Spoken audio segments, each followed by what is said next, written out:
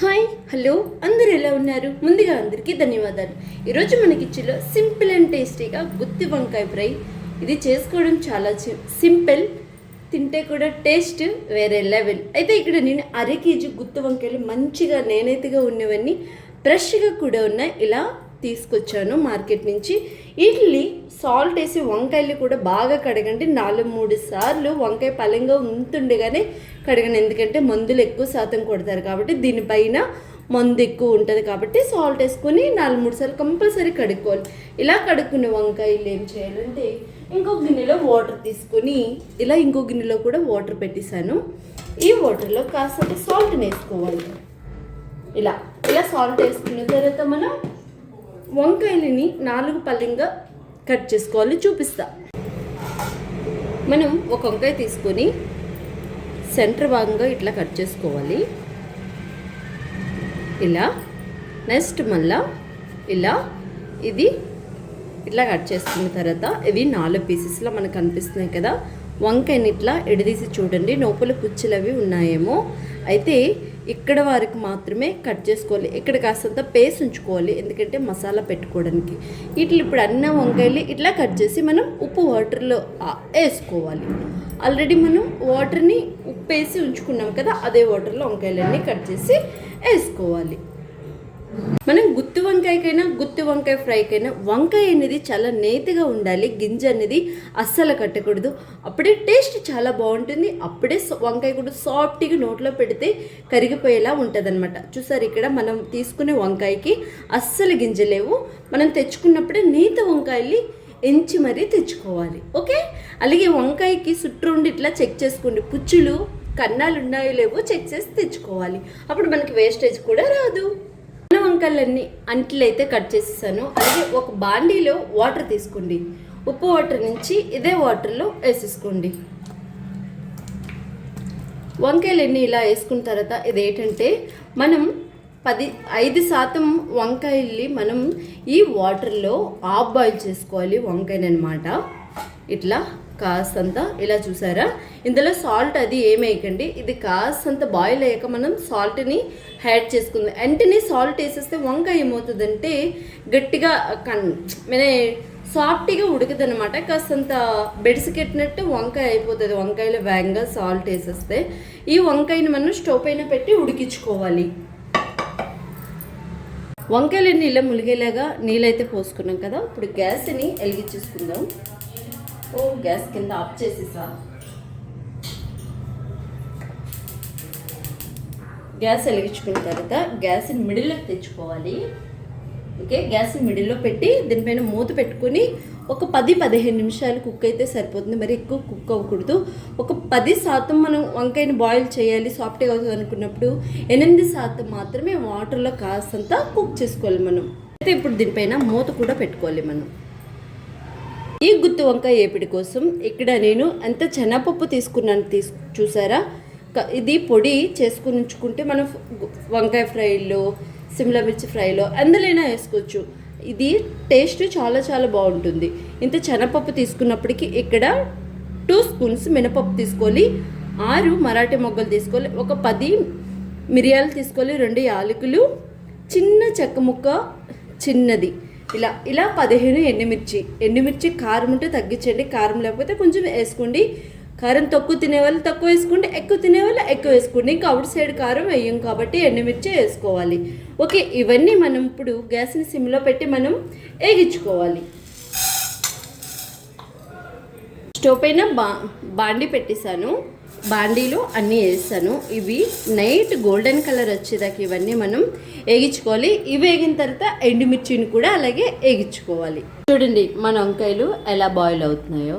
దానికి ఉన్న కండ్ర అంతా కాస్తంత పోతుంది. వంకాయ కూడా చాలా బాగుంటుంది అన్నమాట టేస్ట్. ఇలా మనం వేసుకున్న మసాలా దినుసులు, పప్పులు మంచిగా ఆ బాయిల్ అయిన తర్వాత ఒక 1.5 స్పూన్ వరకు జీలకర్రని వేసుకోవాలి. దీంతో పాటే వేగించాలి. ఇవి వేగించుకున్నప్పుడు నూనె అదే వేయకనని ప్లెయిన్గానే వేపుతున్నాను. ప్లెయిన్గానే వేపుకొని పొడి చేసుకోవాలి. ఇంకా కాస్తంత కలర్ రావాలి. మన వంకాయలన్నీ ఇలా ఉడికిపోయాయి. గ్యాస్ని అయితే ఆఫ్ చేసేసాను. ఓకే, ఈ వంకాయల్ని మనం నీళ్ళన్నీ వంచేసి ఒక పళ్ళులో మనం చల్లారబెట్టుకోవాలి. మన వంకాయలన్నీ ఇలా నీటి నుంచి డివైడ్ చేసి ఒక పళ్ళెంలో వేసుకొని చల్లగా అయ్యేదాకా ప్యాన్ కింద పెట్టుకొని చల్లారబెట్టుకోవాలి. మన వంకాయ నీటిలో ఎలా బాయిల్ చేసుకున్నామంటే జస్ట్ ఇట్లా ఇట్లా టచ్ చేస్తే కొంచెం సాఫ్ట్ అవ్వాలి అంతే. ఇప్పుడు ఈ వంకాయని మొత్తం చల్లారబెట్టుకోవాలి. మనం వేసుకునే పప్పు దినుసులన్నీ ఇలా ఏగిపోవాలి. పప్పు దినుసులు ఏగిచ్చి ఒక ప్లేట్లో తీసుకున్నాము. ఈ ఎండు మిరపకాయ కూడా కరకరలు ఆడేలాగా మనం ఎగించుకోవాలి. మంచిగా రోస్ట్ చేసుకోవాలి కళాయిలో, నూనె వేయకుండా ప్లెయిన్గానే. ఏగిపోతే మనకి కలర్ చేంజ్ అవుతుంది, మనకు తెలిసిపోతుంది. ఎండుమిర్చి ఇది ఏగితే మంచిగా పొడమవుతుంది, అప్పుడే టేస్ట్ అనేది చాలా చాలా బాగుంటుంది. మనం వేసుకున్న ఎండుమిర్చీలు మంచిగా ఏగిపోయంటే స్మెల్ చాలా బాగా వస్తుంది అనమాట. అలా కాసంత పైన కలర్ రావాలి. ఓకే, గ్యాస్ని అయితే ఆఫ్ చేసేసాను. మనం వేసుకునే పప్పు దినుసులు ఇది కలిపి మిక్సీ పట్టు. చూసారా పప్పు దినుసులు ఎలా కలర్ వచ్చాయో, ఇలా కలర్ రావాలి. ఓకే, ఇప్పుడు ఇవన్నీ చల్లగా అయ్యాక మిక్సీ పట్టుకోవాలి. చిన్న బరకు ఉండేలాగా, మరి మెత్తగా గంధంలా వండకూడదు, కాసంత బరకు ఉండాలి. వివరంగా చెప్తున్నా, ఈ పప్పు దినుసులు ఈ ఎండుమిర్చి కలిపి మిక్సీ పట్టుకోవాలి. ఇలా మనం వేసుకున్న పొడుల గింజలన్నీ ఇలా మిక్సీ పట్టుకోవాలి.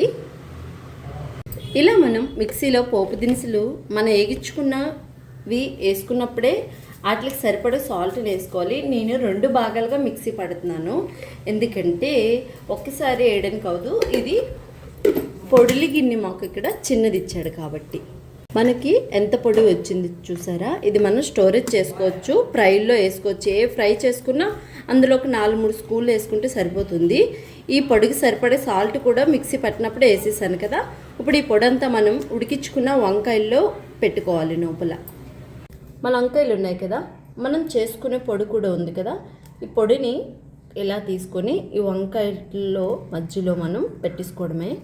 వంకాయకి సరిపడగా పెట్టేసి జస్ట్ ఇట్లా అంటే సరిపోతుంది. ఇలా వంకాయల అంట్లో మనం తయారు చేసుకున్న పొడాన్ని ఇలా పెట్టేసుకోవడమే.